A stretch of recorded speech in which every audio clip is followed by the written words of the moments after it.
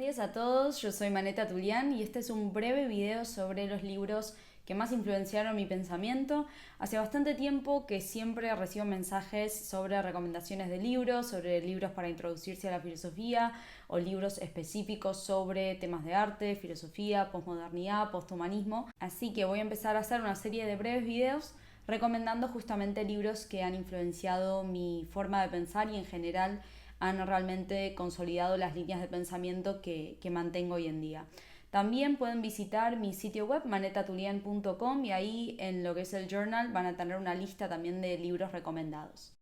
Comencemos con el primero de los libros, que es El discurso del método de René Descartes. Sorpresivamente es de hecho el primer libro de filosofía que he leído en mi vida y me ha marcado justamente y ha realmente cristalizado esta afinidad y este compromiso que tengo con el pensamiento filosófico.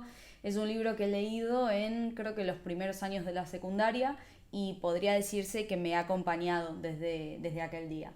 Me parece que es un pensamiento, el de Descartes y específicamente el que aparece en el discurso del método, como un giro revolucionario, ¿sí? Es un giro sin precedentes que sucede en lo que es la modernidad, de hecho introduce justamente lo que es la modernidad y creo que más que la temática del libro, o sea, más que lo que Descartes plantea en el discurso del método, lo que importa aquí es la actitud, ¿sí? De hecho Descartes escribe porque no escribe el tratado del método, pero sí escribe el discurso del método justamente para mostrar como un camino, su camino hacia estas verdades filosóficas. Entonces, de alguna forma, me parece una invitación al lector, me parece una introducción de esta nueva actitud filosófica, una actitud fundamentada en la subjetividad como modalidad de hacer filosofía en lo que es digamos, el desarrollo, ¿no? de toda la modernidad, obviamente hasta el final de la modernidad. De hecho, voy a leer un extracto del libro de Descartes. Recién hablábamos de actitud y creo que esto cristaliza justamente lo que mencionábamos, ¿no? Dice Descartes: era el primero de los principios no aceptar nunca cosa alguna como verdadera que no la conociese evidentemente como tal, es decir, evitar cuidadosamente la precipitación y la prevención y no admitir en mis juicios nada más que lo que se presentase a mi espíritu tan clara y distintamente que no tuviese ocasión alguna de ponerlo en duda. Esto es lo que hablamos justamente como actitud, ¿no? Es decir, Descartes está planteando, y esto de hecho sería una actitud realmente, y es de hecho una actitud que deberíamos tomar por lo menos en este universo absolutamente mediático en el cual vivimos, de no aceptar nada como verdadero a menos que realmente estemos absolutamente seguros de ello. Entonces, la actitud cartesiana, que no es solamente la actitud racionalista en el sentido teórico y especulativo, sino que es el sentido de la duda cartesiana, la duda metódica, es decir, dudo de todo aquello, digamos, que se me presenta para poder llegar a su verdad absoluta. Y no nos olvidemos que Descartes no está siendo escéptico, de hecho él lo dice explícitamente, no es una duda, digamos, escéptica, destructiva, sino que es una duda constructiva, es el primer momento del método. Tengo que poner todo en duda para después poder llegar a la verdad de las cosas. De nuevo, una actitud muy útil en los tiempos en los cuales vivimos. En este mismo texto, en el discurso del método, Descartes plantea la famosa formulación de el cogito ergo sum. Es decir, después de ponerlo todo en duda a través de este mecanismo, ¿no? De esta ilusión del genio maligno, llega a la única duda indubitable, que es justamente su propio dudar, que es justamente su propio pensar, y si piensa, entonces es. En esto no nos vamos a adentrar porque, bueno, ya estamos haciendo clases y demás en relación a la temática. Una de las formulaciones más emblemáticas de lo que es la historia de la filosofía, porque de nuevo, más allá de su propia temática, de su propio significado, marca en realidad el quiebre de una época anterior y la apertura hacia un nuevo periodo filosófico que de ahora en más va a tener a la subjetividad y al yo como plataforma giratoria sobre la cual desarrollarse. Entonces, discurso del método de René Descartes, mi primer libro recomendado.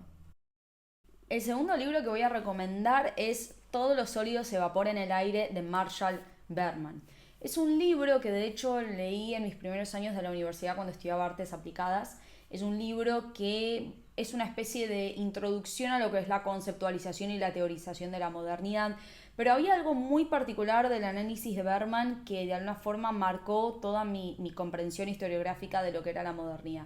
y era esta idea de la modernidad como experiencia vital.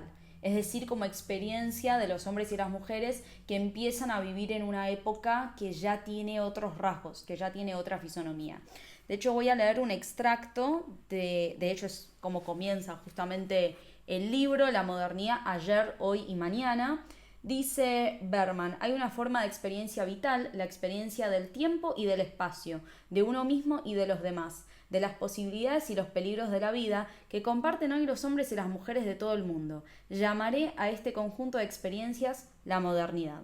Ser modernos es encontrarnos en un entorno que nos promete aventuras, poder, alegría, crecimiento, transformación de nosotros y del mundo, y que al mismo tiempo amenaza con destruir todo lo que tenemos, todo lo que sabemos y todo lo que somos. Continúa y al final dice, ser modernos es formar parte de un universo en el que, como dijo Marx, todo lo sólido se evapora en el aire. Creo que Berman es un muy buen autor para entender de alguna forma las paradojas de la modernidad, entender a la modernidad desde un punto de vista transversal, es decir, no entender a la modernidad como una época histórica o como un tramo de lo que es la historia occidental, sino más bien como un proceso vivido, un proceso experiencial, y de alguna forma Berman tiene como muchas frases y conceptualizaciones, muchas buenas síntesis para poder entender esta situación paradójica de la modernidad, ¿no? De hecho, el libro, para todos aquellos que les interese el arte, es realmente muy interesante porque también va a tratar de modernismo. ¿Sí? Berman hace muy buenos análisis de todo lo que es Baudelaire, Goethe, etcétera, es decir, todos estos autores que de alguna forma caracterizan la fisonomía también literaria, filosófica, artística de la modernidad. Y hay también otros textos de Berman a los que también vamos a volver, pero como comentábamos antes, me parece que Berman como teórico de la modernidad propone una lectura muy singular, muy original de lo que es la modernidad en sí. También es autor de una frase que decimos mucho en los laboratorios, y es que ser moderno es ser conservador y revolucionario al mismo tiempo, y que nuevamente habla de esta situación paradójica, ¿no? Que es la propia modernidad como una etapa realmente muy compleja, muy rica, que también tiene sus luces y sus sombras, y de hecho Berman justamente trabaja esta cuestión, ¿no? Contrastando las oscuridades con las luces de la modernidad. Como libro número 3 de esta lista de recomendaciones tenemos a este semejante trabajo de filosofía que es La fenomenología del espíritu de Hegel. Este suele ser considerado el trabajo emblemático, ¿sí? la piedra angular de lo que es la filosofía hegeliana. A mí me ha resultado la obra introductoria a lo que es el universo de Hegel de alguna forma, ¿no? La galaxia hegeliana y todo este universo del espíritu. Este libro en sí no me ha influenciado tanto como otros libros de Hegel, pero lo tomo aquí como libro recomendado porque ha sido como la puerta de entrada a lo que es la filosofía hegeliana, ¿sí? De hecho, las lecciones de filosofía de la historia, por ejemplo, los considero trabajos que personalmente me han influenciado mucho más en la idea de lo que es el sujeto en tanto espíritu histórico, o sea, ya aparece más la cuestión histórica, la cuestión de lo que es, el carácter y la conciencia histórica que ya va tomando el trabajo de Hegel, y me parece mucho más pertinente, e incluso hay muchas vetas para la aplicabilidad, ¿sí? de esta filosofía en lo que es la comprensión de nosotros, nuestras sociedades y lo que es la dialéctica histórica. Entonces, el libro Fenomenología del Espíritu, yo voy a leer algunos extractos para que se imaginen de lo que estamos hablando. Este es el libro, de hecho, donde Hegel introduce por primera vez la necesidad de pensar a la sustancia como sujeto, que es uno de los conceptos fundamentales de la fenomenología del espíritu. De hecho, algo interesante que acabo de recordar es que, Hegel utiliza el término fenomenología, que no es la fenomenología de Husserl, ¿sí? Es decir, si bien el término es el mismo, ya estaba en Kant también la cuestión de la fenomenología y ya había aparecido mucho antes también, pero en Hegel toma esta idea de, la experiencia, los tipos de experiencia del espíritu, ¿sí? Porque Hegel va a hablar del espíritu absoluto, el espíritu objetivo y el espíritu subjetivo, ¿no? Cada uno de ellos teniendo un tipo de materialización o de corporalidad, podríamos decir, ¿no? Entonces, como dice Hegel en la página 15, de hecho, esta edición es la de el Fondo de Cultura Económica, ¿sí? Dice, según mi modo de ver, que deberá justificarse solamente mediante la exposición del sistema mismo, todo depende de que lo verdadero no se aprenda y se exprese como sustancia, sino también y en la misma medida como sujeto. Y aquí es donde aparece por primera vez esta teorización de lo que es el sujeto y la cuestión del espíritu, ¿no? En la fenomenología de Hegel. Hay una constante dialéctica entre lo que sería la sustancia y el sujeto, es decir, que van juntos, son las dos caras de una misma unidad, podríamos decir, ¿sí? En términos de Hegel. Y esto obviamente tiene una implicancia histórica clave, porque después, a ver, Hegel va a decir en la ciencia de la lógica, casi un poco como con la misma conceptualización, que lo real es racional y lo racional es real, ¿no? Entonces hay una constante relación entre la conciencia y lo que es. Hegel está tratando como un claro romántico en resolver esa escisión, o sea, resolver esa ruptura que se había generado en la Ilustración y en la primera parte de la modernidad entre conciencia y mundo, sujeto y sustancia, res cogitans, res extensa, es decir, estos constantes binarios que se habían generado en la modernidad van a ser problemáticos en la época romántica, por así decirlo, porque ya va a haber una fuerte crítica a la Ilustración, y Hegel va a teorizar y va a intentar proponer este poder unificador de la razón para superar estas escisiones y estas rupturas. Conceptualizando más sobre lo que es el espíritu, no nos vamos a adentrar de lleno en esto, de hecho lo vemos en los laboratorios, ¿sí? Sobre todo en el laboratorio 2, cuando vemos el sujeto histórico de Hegel. Entonces dice Hegel, por ejemplo, el espíritu, cuando tiene que definir al espíritu, ¿no? Dice, la razón es espíritu en tanto que eleva a verdad la certeza de ser toda realidad y es consciente de sí misma como en su mundo y del mundo como de sí misma. Dice más abajo, el espíritu es la sustancia y la esencia universal, igual a sí misma y permanente, el inconmovible y irreductible fundamento y punto de partida del obrar de todos, y su fin y su meta, como es en sí pensado en toda conciencia. El espíritu es inmutable, va a decir, también va a decir que el espíritu es así la esencia real absoluta que se sostiene a sí misma. También va a decir que el espíritu es conciencia en general, que abarca en sí la certeza sensible. También dice el espíritu es la vida ética de un pueblo, en tanto que es la verdad inmediata, el individuo que es un mundo. Y así sucesivamente. Acá se empiezan a ver también las proyecciones ya históricas también de lo que es la noción del sujeto como sustancia. No nos olvidemos que de alguna forma este sujeto pensado como sustancia, que ya es un sujeto que resuelve esas rupturas que se habían generado con lo real, ¿no? Digamos, estamos a un paso para pensar, ¿por qué no?, pero el sujeto histórico ya como sujeto revolucionario en Marx, ¿no? De alguna forma cuando Marx toma los conceptos de Hegel y los traduce en términos de materialismo filosófico, tiene que ver con esto, con ya insertar concretamente al sujeto en lo que es la historia, y más específicamente lo que es la lucha de clases. Libro número 4. La filosofía como ciencia estricta de Edmund Husserl. Este me parece que es un texto clave, no solamente para mí, para mis intereses de la filosofía, sino también para poder entender el trabajo de Husserl luego de ese giro trascendental, lo que se conoce como giro trascendental en lo que es la obra husserliana. Lo que plantea Husserl es, de alguna forma, la problemática que atraviesa, y atrevámonos a decir, toda la historia de la filosofía. Y es la posibilidad o la imposibilidad de la filosofía de erigirse como ciencia. Entonces, en 1911, Husserl plantea esta obra que se llama Filosofía como ciencia estricta o la filosofía ciencia rigurosa, dependiendo de la traducción, donde plantea estos problemas históricos que han atravesado lo que es la disciplina de la filosofía y por qué ha habido una inconsistencia y una imposibilidad de la filosofía en finalmente realizarse como ciencia estricta y cuál es la posible solución que, Husserl va a plantearla justamente en términos de fenomenología trascendental.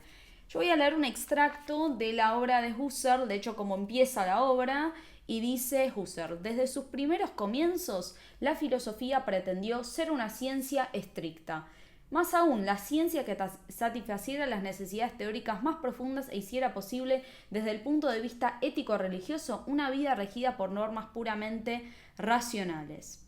Entonces, la filosofía siempre quiso ser ciencia, va a decir Husserl, pero por diversas razones no ha podido consolidarse como tal. De hecho, en esta obra lo que va a hacer Husserl es plantear que hacer un análisis, ¿sí?, de por qué la filosofía de alguna forma ha abandonado este impulso a hacer ciencia, y él va a marcar dos problemáticas fundamentales. Primero es el advenimiento del positivismo y de alguna forma como la colonización de la visión positivista de la vida y así también de la propia filosofía, que de alguna forma termina decapitando la propia filosofía porque todo se ve solamente en términos fisicalistas, o sea, en términos de materia física.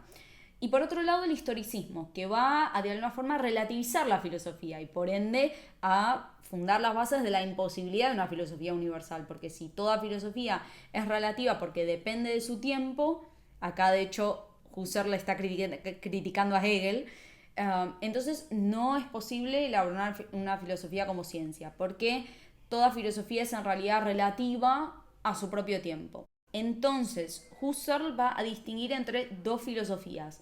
Filosofías como visión del mundo y filosofía como ciencia estricta.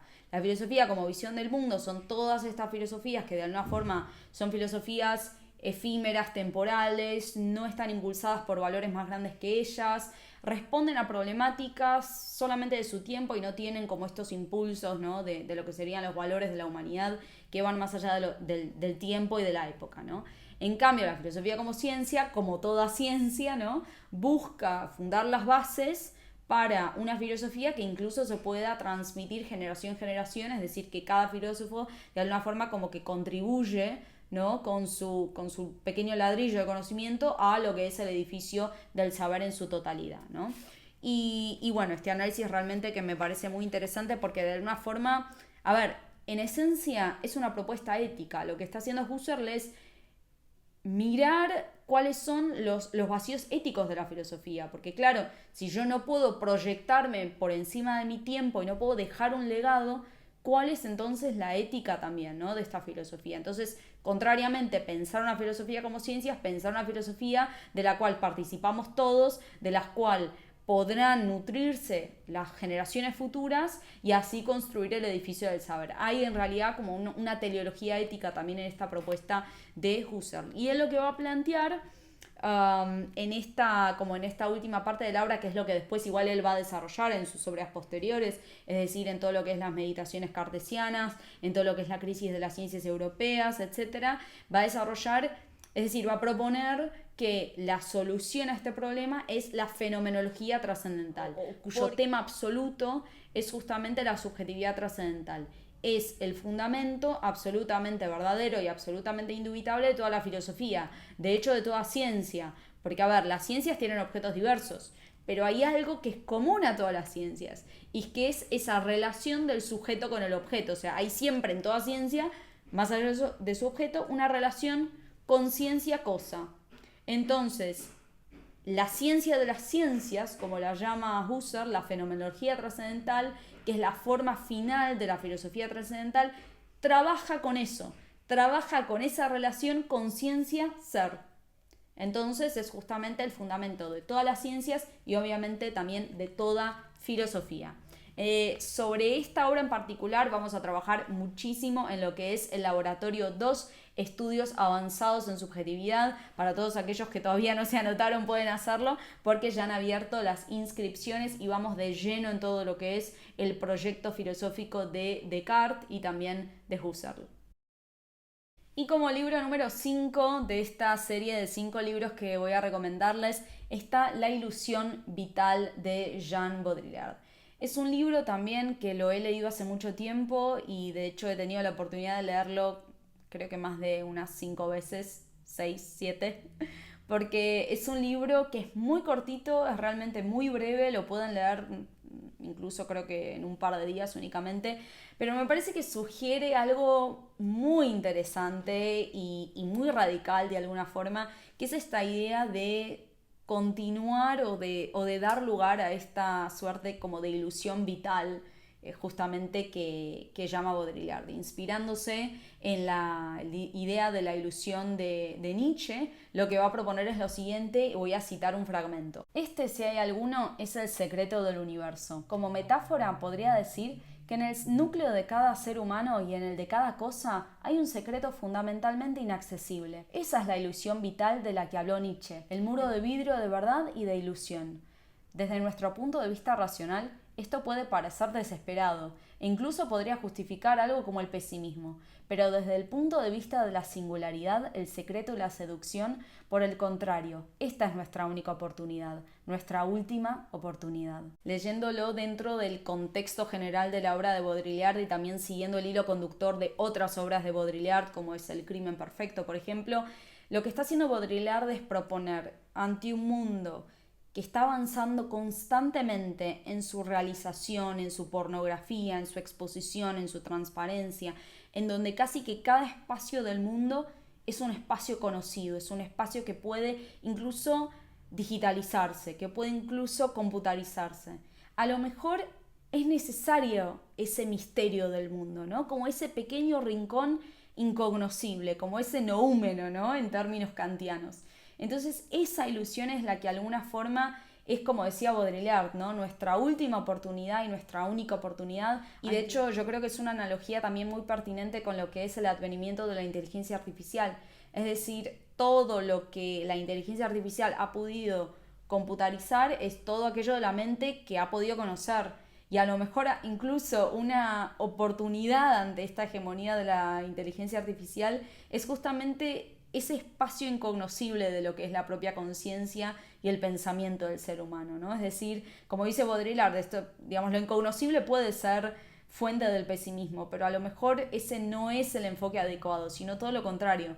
El enigma del mundo puede ser una oportunidad para poder resistir de alguna forma contra estos fenómenos homogeneizadores que son justamente, en este caso, la inteligencia artificial o lo que es el mundo digital y demás. Entonces creo que esta relectura muy interesante en términos de singularidad que hace Baudrillard de lo que es el concepto del enigma, arroja como una luz distinta de lo que es el propio pensar filosófico también, ¿no? Incluso Baudrillard cierra el libro diciendo que el rol del filósofo tiene que ser justamente en devolver el mundo como un lugar todavía mucho más enigmático. Con esto vamos cerrando las recomendaciones, espero que les hayan sido útiles, espero que lean los libros y nos vemos en otra ocasión con más libros recomendados.